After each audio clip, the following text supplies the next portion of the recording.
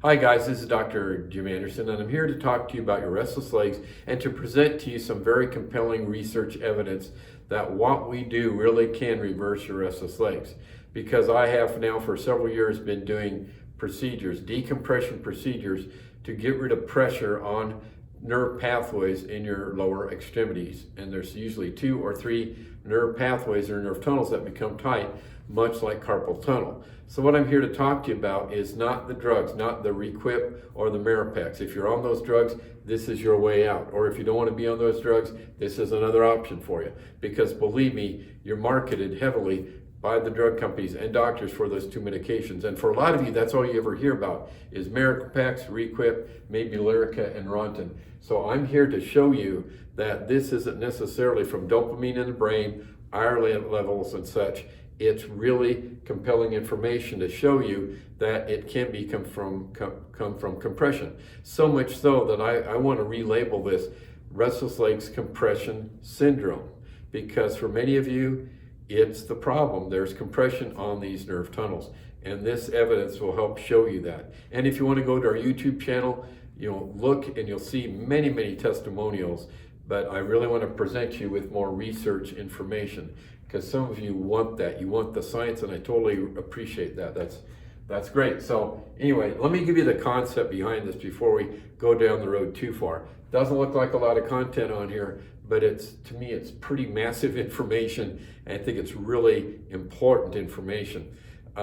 First of all, years ago, I did a paper, 2 papers that are published on diabetic neuropathy, and we did something called intraoperative nerve testing, where we tested the nerve before the tunnel was open, and then afterwards, electrical current was going down to the muscle. We could see how much the muscle contracted. It was measured on a monitor, and it's called an NIM monitor, and that's how we tested. And so we use that same type of monitoring system for people with restless legs, and that's what this presents to you. So let me break this down piece by piece.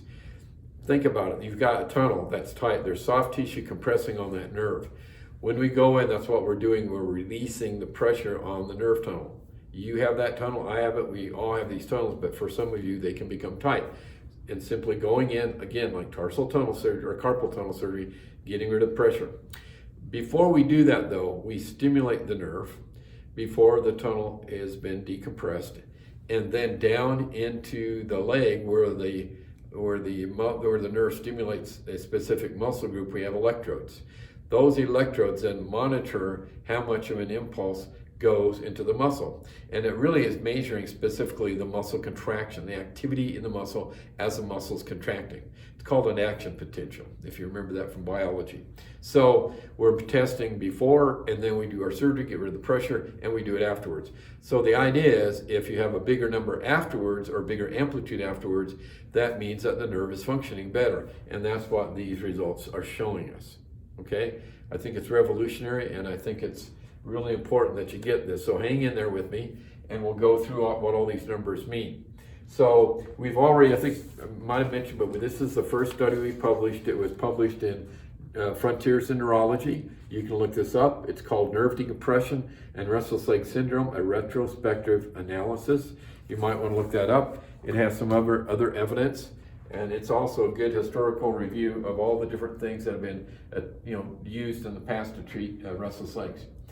So I'm sorry for the numbers here being kind of small, but just follow along and I'll point out what these numbers are. You may not be able to read these, but at the bottom it says 5,000 on this graph, and at the top it says 10,000. So what these bars indicate is the before, which would be the blue bars, and then the after results of 2 different muscle groups. So this is the pre and the post, pre and post on these muscles. This muscle, PL, stands for peroneus longus, and TA stands for tibialis anterior. They're muscles in your lower leg, and we were stimulating the common peroneal nerve when this test was done, and which stimulates these nerves. So follow along here. So we stimulate the nerve before the tunnel's open, and the beginning number before the tunnel's open for the peroneus longus is about 5,800, and if you go over here, the tibialis anterior was about 6,400. Okay, then afterwards, you can see how much higher it was on the peroneus longus. It went from 5,800 all the way up to 8,100. what is that, 70% improvement approximately. And the tibialis anterior went from 6,400 up to 7,900. So that's a big improvement after surgery, after surgical decompression. And so what I've tried to do over here with my drawing, and this is doctor writing, so bear with me, but just to kind of give you an idea, when you're in surgery, you can actually see these nerves have little indentations because there's so much pressure on them.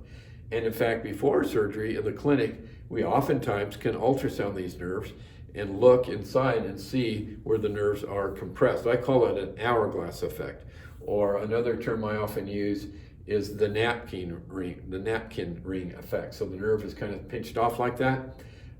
When you're in there doing surgery, as soon as you release that pressure, you can see the nerve becomes more uniform in size. It's more uniform in thickness, I should say. So that would be before, and this would be after. And this would be the initial testing, just to kind of show you the initial numbers over here. And this is measured in millivolts, was 5,700 to 6,400. And then afterwards, went up plus or minus 8,000, just showing you. And again, this is on a monitor that we're visualizing this, and the measurements are taken. So these are the before and the after. It's small amplitude, big amplitude.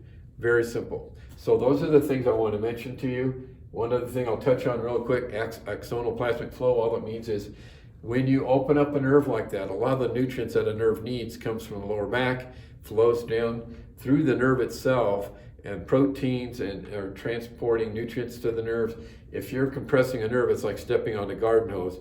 The nerve isn't getting the nutrients it needs, and it also, the flow goes the opposite way in terms of toxins that need to be expelled or removed from the area also flow out of the area. So one of the mechanisms, and there's probably 9 or 10 more that are, I think, positively affected when you do a decompression on these nerves, is this thing of axonal plasmic flow. So very promising information for you, because I trust that some of you are skeptic, and that's fine. I totally appreciate that, and you should be. And because there's so much other information out there, and we're trying to bring to the rest of the medical world by one study, and now study number 2, more objective information. And as I said before, you can go on YouTube, and there's lots of testimonials of patients that have responded very well to this. And that's why the studies that we're showing here and here are backing up what our patients are telling us. Most patients within 2 or 3 days can have significant improvement, 70, 80, 95% improvement within 2 or 3 days.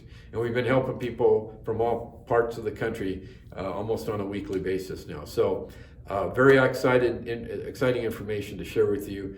I hope that was compelling. And if you have any questions, please don't hesitate to contact us, or at least ask some questions and comments. I appreciate that when you do that on YouTube.